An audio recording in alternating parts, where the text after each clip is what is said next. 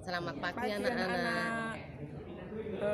Kami dari Bapak Ibu Guru jurusan IPS akan menyampaikan hal-hal yang berkaitan, yang perlu kalian ketahui tentang apa, bagaimana, dan selanjutnya ketika nanti kalian memilih jurusan IPS. Tapi sebelum sampai pada apa, bagaimana, dan selanjutnya kami akan mengajak kalian untuk bernyanyi. Pasti kalian bisa menyanyikan lagu tradisional yang mungkin waktu kecil atau mungkin sedang bermain. Ini coba kalian bisa ikuti bersama-sama. Suwe ora jamu, jamu godhong telo. Suwe ora ketemu, ketemu pisan neng semak tiba. Suwe ora jamu, jamu godhong kates. Suwe ora ketemu, ketemu pisan jurusan IPS. Nah, lagu pengantar ini bisa menyemangati kalian untuk lebih mantap belajar di jurusan IPS. Silahkan Bu Ani. Baik, selamat pagi anak-anak. Untuk jurusan IPS, kemungkinan kalian masih bingung selama ini. Jurusan IPS itu apa? Karena baru tahu setelah masuk di SMA. Nah, jurusan IPS itu sebenarnya jurusan yang sangat menarik untuk kita semua. Tetapi di antara kalian pasti galau, masih berpikir jurusan IPS itu yang bagaimana, apa atau mata pelajarannya, sehingga nanti kalian akan mencoba dan ingin untuk mengerti lebih jauh. Ternyata jurusan IPS itu sangat menyenangkan buat kita, dimana jurusan IPS itu nanti untuk masuk ke sana kita pun harus memiliki trik-trik atau tips supaya kamu bisa tertarik masuk ke sana. Jurusan IPS nanti banyak kita pelajari karena berkaitan dengan hubungan interaksi antar manusia dengan manusia yang lain, di mana kamu juga antara individu dengan kelompok yang lain. Jurusan IPS itu nanti kalian akan melihat apa yang kalian dalami, apa yang kalian inginkan. Terus kemudian bagaimana nanti di jurusan IPS kamu nanti juga akan menyesuaikan diri. Oh, ternyata jurusan IPS pernah saya pelajari di SMP. Untuk itu nanti kita akan melihat bahwa jurusan IPS dan jurusan IPA itu sebetulnya sama. Karena apa? Sama-sama mempelajari ilmu pengetahuan. Tidak ada bedanya. Untuk itu nanti kita belajar untuk masuk jurusan IPS dan mendalami jurusan IPS. Apapun materinya nanti akan kita lihat. Baik, kita nanti akan melihat bagaimana penjelasan dari Ibu Hera juga. Baik anak-anak, belajar di jurusan IPS itu serius tapi santai. Karena apa? Pada hakikatnya manusia itu adalah makhluk sosial, seperti yang disampaikan oleh Bu Ani tadi. Di jurusan IPS mempelajari interaksi atau hubungan antar manusia dengan manusia, manusia dengan kelompok, hubungan kelompok yang satu dengan kelompok yang lain. Nah, seringkali ada juga yang mengatakan jurusan IPS itu untuk menghindari pelajaran yang banyak menghitung, misalnya matematika atau menghafal rumus, misalnya kimia, fisika, dan lain. Tapi di jurusan IPS pun juga ada hitung-menghitung. Selain ekonomi, pelajaran ekonomi, akuntansi, juga matematika, itu semua jurusan baik IPA, IPS, bahasa, ada matematika. Nah, apa yang memberikan gambaran untuk masuk ke jurusan IPS, perlu kalian ketahui antara lain yaitu apa yang akan menjadi cita-cita kalian nanti apakah mau jadi sarjana hukum atau ahli hukum, ataukah ahli ekonomi, ataukah ahli akuntansi, ataukah ahli sosiologi atau seorang sosiolog. Nah, dan tentunya masih banyak ilmu-ilmu pengetahuan lainnya yang dipelajari, dan nantinya setelah lulus dari SMA jurusan IPS juga bisa masuk ke perguruan tinggi yang sebenarnya kalau zaman dulu itu hanya bisa menerima dari jurusan IPA, misalnya keperawatan atau kesehatan, ya. Tapi ternyata pemerintah sudah memberi peluang yang sama kepada anak-anak jurusan IPS. Misalnya untuk masuk ke jurusan keperawatan atau masuk ke fisioterapi.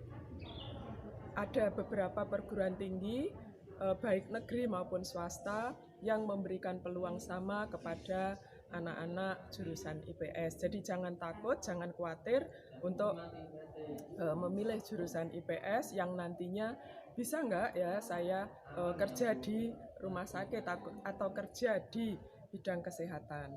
Juga yang lainnya, kenali, mungkin kalian ingin menjadi anggota TNI atau kepolisian, peluangnya juga besar. Banyak kakak-kakak kelas kalian, alumni SMAK Diponegoro yang sudah menduduki pangkat atau jabatan di TNI maupun Kepolisian Republik Indonesia. Jadi di sini jurusan IPS itu sangat luas jangkauannya setelah nanti lulus dari SMA. Tapi juga bisa tidak ada hubungannya dengan jurusan IPS, tapi kalian ternyata menekuni bidang itu. Nah, dalam hal ini kalian dalam mengembangkan ilmu yang diterima di SMA, kemudian penerapannya kalian kembangkan sendiri setelah keluar dari SMA. Itu merupakan pengenalan bakat yang kalian miliki dan cita-cita yang kalian miliki.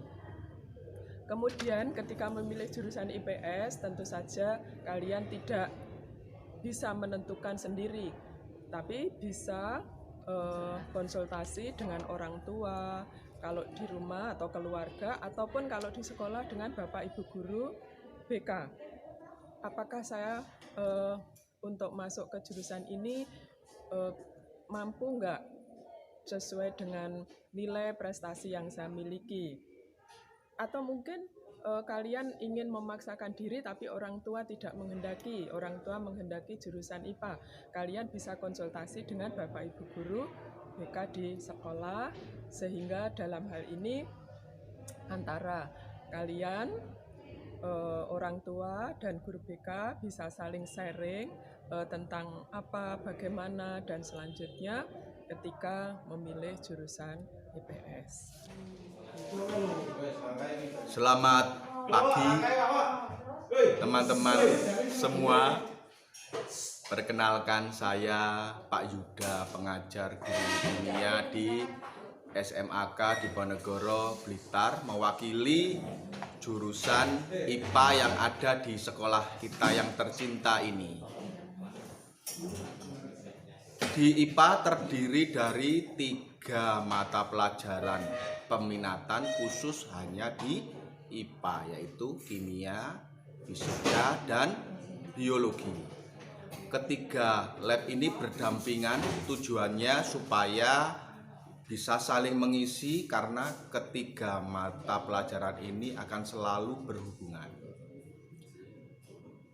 Semua jurusan sebenarnya bagus, bahasa sangat bagus karena di SMAK banyak berprestasi siswa-siswinya di jurusan bahasa. IPA bagus juga, kompetensinya butuh pemikiran yang lebih banyak karena ada eksaknya, ada menghitungnya, dan lain-lain. IPS juga bagus, bisa untuk berkomunikasi dengan teman-temannya dengan baik. Jadi semua jurusan itu baik. Tapi kalau anak-anak semua kepingin di IPA, akan ketemu dengan kami. Setiap tahun kami pasti akan mengirim siswa-siswi untuk mengikuti berbagai perlombaan, entah fisika, entah kimia, entah biologi, dengan semuanya biaya akan dari sekolah. Jadi yang kami butuhkan adalah kalian semua pinter dan bisa, itu saja yang cukup. Nanti urusan berangkat dan lain-lain akan dari kami. Jadi tetap semangat, selamat bertemu dengan kami dari khususnya jurusan IPA. Sekali lagi tetap semangat dan selamat datang. Terima kasih. Jurusan IPA adalah jurusan yang meliputi semua kehidupan sehari-hari dan yang berhubungan dengan teknologi sehari-hari. Di mana jurusan IPA, misalkan kita di sekolah SMA, itu meliputi pelajaran fisika, kimia, dan biologi. Di SMAK mempunyai fasilitas laboratorium yang cukup lengkap, di mana tiap mata pelajaran mempunyai laboratorium sendiri-sendiri. Misalkan seperti fisika mempunyai laboratorium sendiri, kelasnya sendiri, terus alat-alatnya juga meliputi kit pembelajaran tiap-tiap materi, osiloskop, function generator, dan lain sebagainya. Untuk lab biologi juga memiliki kit dan torso untuk pembelajaran biologi, di mana anak-anak diajari tentang pembuatan seperti natasi koko dan lain sebagainya. Untuk lab kimia di SMAK juga mempunyai lab tersendiri, di mana banyak alat-alat yang bisa digunakan untuk praktek, mulai seperti membuat sabun dan membuat pupuk. Terus jurusan IPA sendiri itu umum, bisa lintas jurusan untuk pada saat kuliah. Jadi fisika mempunyai 20 fisika, kimia, biologi itu bisa memilih 25 jurusan ataupun lintas minat, mulai dari kedokteran, teknik maupun teknologi pangan. Itu bisa dimasuki oleh jurusan IPA. Terus jurusan IPA sendiri juga bisa untuk masuk ke jurusan-jurusan seperti STAN dan kedinasan. Terus pembelajaran IPA di SMAK itu juga ada pembelajaran prakteknya untuk mendukung materi-materi yang diajarkan di kelas.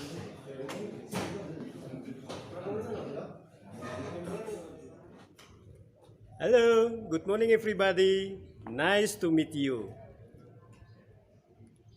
The first, I would like to introduce myself. My full name is Alexander Yanus Jebarus. You can call me Mr. Alex. I come from outside of Java, and my status, I'm married. I have 2 boys. Now I'm 46 years, and I'm one of an English teacher in the Ponegoro Catholic Senior High School. Okay, thank you. Adik-adik, pertama-tama saya akan menceritakan kepada kalian tentang jurusan bahasa di SMA Katolik di Ponegoro Blitar. Jurusan bahasa di SMA Katolik di Ponegoro Blitar adalah salah satu jurusan yang paling favorit dan paling menyenangkan. Adik-adik ketahui karena di SMA Katolik di Ponegoro Blitar adalah salah satu SMA yang memiliki 3 jurusan, yaitu jurusan IPA, jurusan IPS, dan bahasa. Dan yang paling menonjol adalah jurusan bahasa. Kegiatan kita di jurusan bahasa sangat bermacam-macam. Ya, dan Bapak Ibu guru yang mengajar di jurusan bahasa juga sangat menyenangkan. Pasti saja nanti Anda ketika masuk di sini, Anda akan mengetahui semuanya itu. Karena dari jurusan bahasa banyak prestasi yang ditorehkan. Kita banyak mengikuti olimpiade, kita banyak mengikuti beberapa undangan dari perguruan tinggi, dan kita selalu mendapat juara, baik di tingkat Kota Blitar, Kresidenan Kediri, maupun di tingkat nasional. Adik-adik, beberapa waktu yang lalu, SMAK Diponegoro Blitar mengikuti English Competition yang diadakan oleh Universitas Brawijaya Malang, dan kita mendapatkan juara 1. Ya, itu yang diraih oleh kakak kalian yang bernama Richard dari kelas 12 bahasa. Pembelajaran di jurusan bahasa nanti kalian akan dapatkan yang pertama ada pelajaran bahasa Jepang, ada bahasa Inggris, dan ada sastra Inggris. Dan yang lain, ya, berarti tidak menutup kemungkinan adik-adik untuk mengikuti mata pelajaran yang lain yang sesuai dengan jurusan yang kalian ampuh. Saya berharap dengan kalian nanti masuk di jurusan bahasa, kalian lebih enjoy, kalian lebih semangat lagi untuk meningkatkan prestasi kalian dan meraih masa depan yang lebih baik. Adik-adik, untuk diketahui, dari jurusan bahasa, banyak kakak-kakak kalian yang sudah mendapatkan beasiswa. Ada yang belajar di Australia yang bernama Grace, dan ada juga yang belajar di Tiongkok, di Cina, dan di Jepang.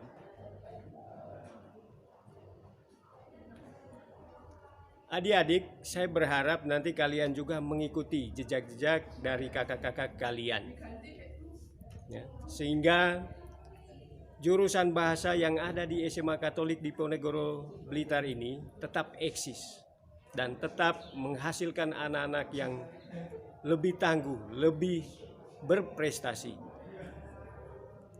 Di akhir kata, saya mengajak kalian, ya, untuk selalu semangat dalam belajar, untuk selalu berprestasi, ya, untuk selalu berjuang demi masa depan yang lebih baik.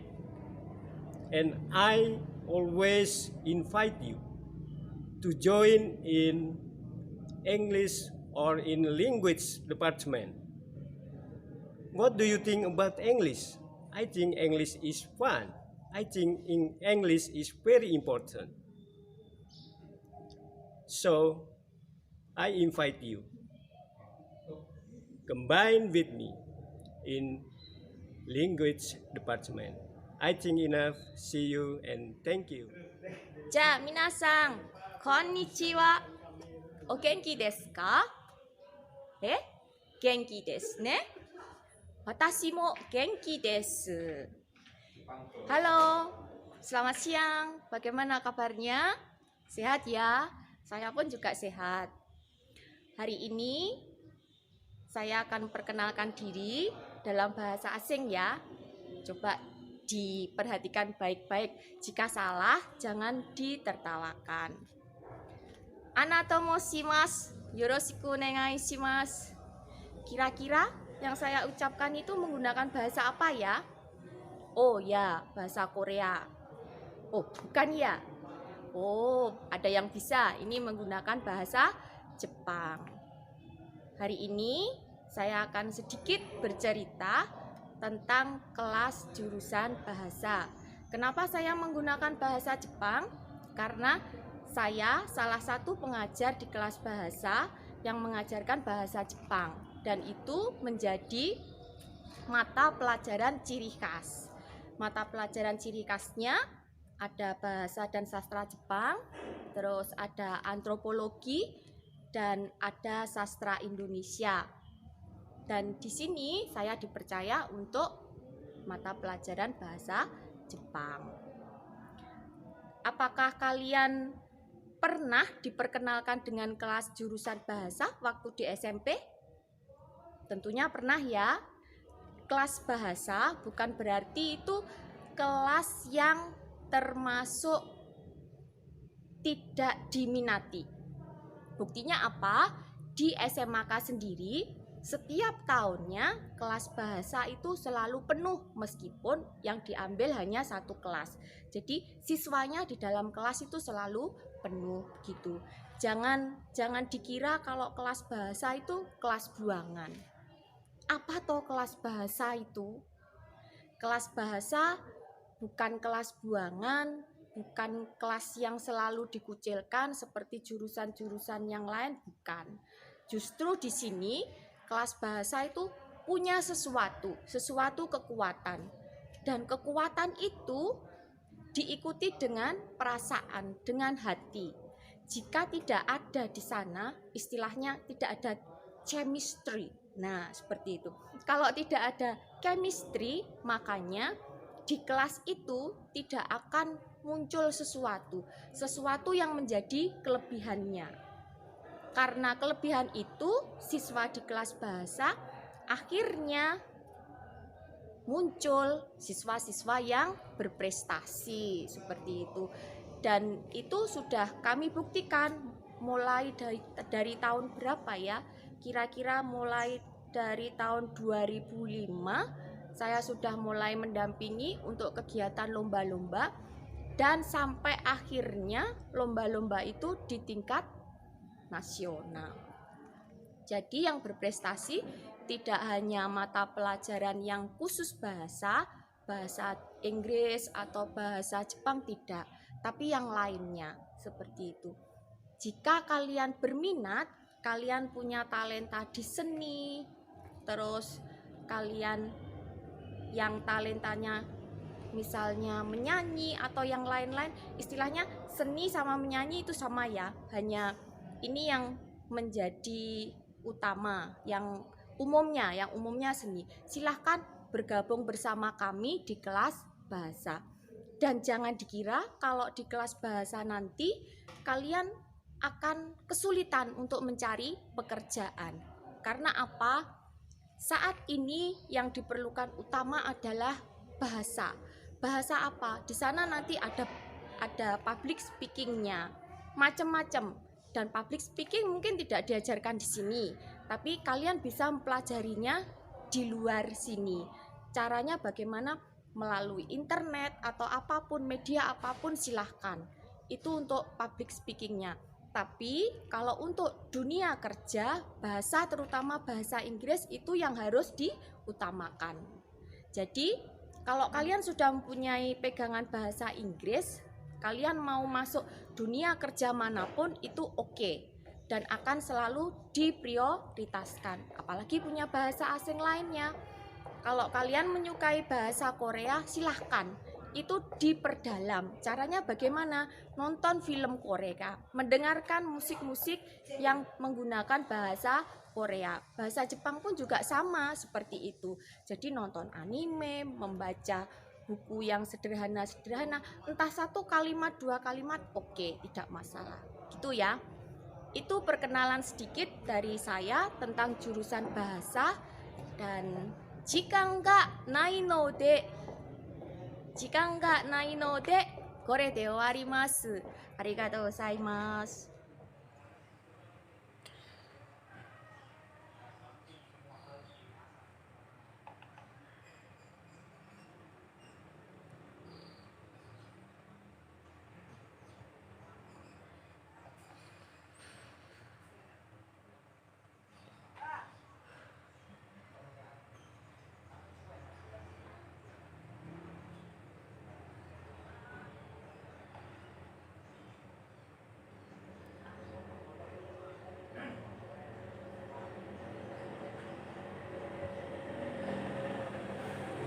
My name is Richard Halim, and today I'm going to tell you a little bit about the language department in SMA Katolik Diponegoro Blitar. Now, when I first enrolled, I wasn't very talkative. I was rather quiet. But then my sensei, my Japanese teacher, offered me to join a Japanese competition. There was one big problem though, and that is I didn't speak a word of Japanese. I can't speak Japanese at all. But I accepted the offer. I know it's a bit crazy, but I accepted the offer, so I did learn Japanese as fast as I possibly could, as best as I could. It wasn't very good, but it was as best as I could. With the guidance of my sensei, I made it work out.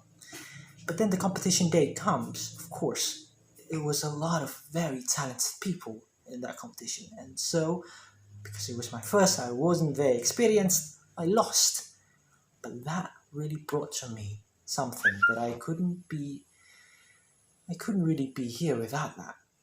And that thing is that the realization that all the great things we have, all of the opportunities are all out there. We just need to take action to do it. And so I did. I joined English competitions. I joined Japanese competitions. I lost. But then I won. I won a scholarship in Malang. I won in I'd say one of the best universities in Surabaya. I'm pretty proud of that myself. And then I joined an English competition that some say was one of their hardest tests. And I got one of these from that competition. Courtesy to my amazing teachers. This wouldn't happen without all of you guys. And so, what I'm here to say is that if you are learning, don't be afraid to fail. And don't be afraid to take opportunities, because the power to take those opportunities are in your hand right now. So never be afraid to learn. So if you have any hesitation in joining the language department, please don't. It has been an incredible journey in the language department for me, and I would like it to be an incredible journey for you too. Thank you for watching.